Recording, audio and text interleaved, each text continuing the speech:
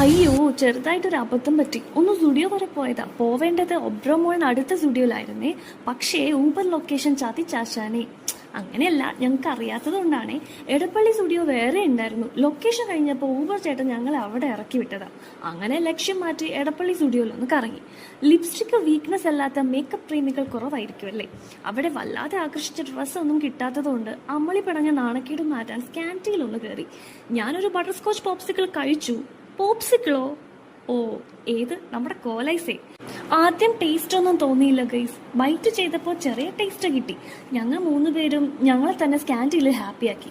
പിന്നെ തിരിച്ചു പോകാൻ വിളിച്ച ഊബർ ഓട്ടോ ചേട്ടന് വഴി അത്ര പരിചയം പോരായിരുന്നു.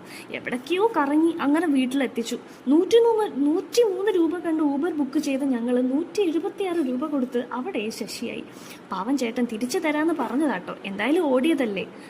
അങ്ങനെ ഷോപ്പിംഗ് ഡേ ഒരു അമളി ഡേ ആയി മാറി.